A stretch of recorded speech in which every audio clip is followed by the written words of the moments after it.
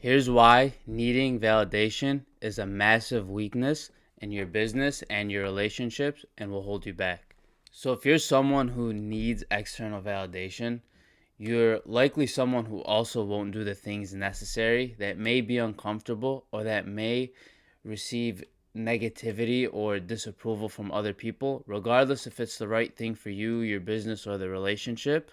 You'll avoid doing it because you're afraid of whatever the outcome is, the lack of love, and the lack of connection that it causes. So, a massive example of an issue like this is, and I've seen this before, is someone who has a business and they have employees that are not really performing to the level that they need, but they also don't want to be put into that uncomfortable situation or they don't want to have that conversation. So, they don't actually sit down and have that talk or just have an uncomfortable conversation like, this is what you're doing and it's a problem and we need to fix it.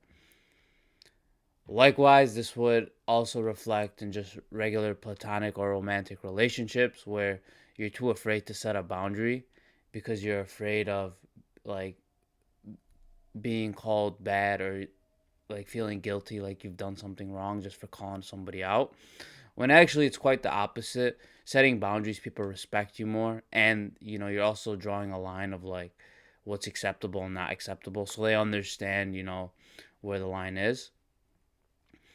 We kind of all know those people who, they're people pleasers, they're super nice, and like deep down, you're like, oh, you would say they're kind people, but deep down, you can't trust them.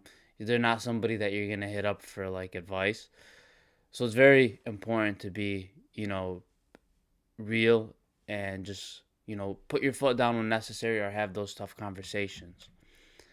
So, in order to overcome this, we need to understand the driving factor behind it, and it's typically guilt and abandonment slash rejection. So you don't want to be abandoned or rejected because when you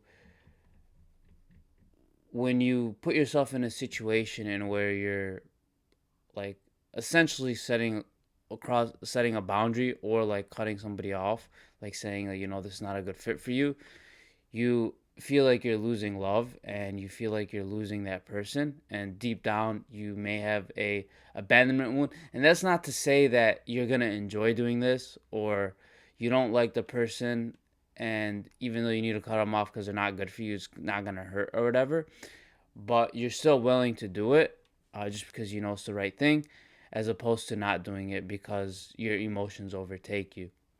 So you have like, you don't want to make the other person mad and then they no longer love you, and then unconsciously you feel like you're not worthy of love because it's triggering something from the past. And then you also, on the other hand, have something like guilt, where you just feel extremely guilty because you're doing something bad which makes you bad, and you just don't want to be that type of person. You want to be the type of person that is, just like helping everybody and beneficial to everybody, and you're taking the arrows the same way you had to be as a child, for your parents. And guilt was used as a control mechanism to get you to do things that you didn't want to do, for the sake of other people. So then when you look at these two emotions and understand them, and then realize that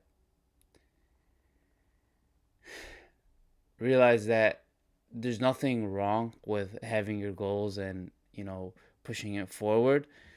And if you had a conversation with a person and give them opportunities to change and tell them what they want, and they said they're gonna do better, and they just don't show up, I mean, at what point are you just gonna say like, I'm gonna sacrifice myself for this person? It's like, it doesn't make sense. It's like, if it's a good fit, it's a good fit. If it's not, it's not. So the reason why people have trouble with this is driven from childhood, and I used to have very big issues with this as well. I used to be a big time people pleaser, and funny enough, when people got really close, I would dip out too. I would like create space because it was very anxious for me too. So I was like chasing people and then also pushing them away, which is a dynamic that I had to heal and dissolve. Um, but it makes sense if you understand the programming behind it. Now, in order to overcome this, you need to understand the fact that just because you're rejected doesn't mean you're unworthy of love or you're not wanted. it quite simply means you guys are just not a right fit, and you have to address that part, that anytime love is taken away, you feel abandoned. And then on the other end, it's understanding that just because someone thinks you're doing something wrong, or just because you feel like it doesn't mean it actually is. And it's just a program running from childhood, so you have to actually face that and address that.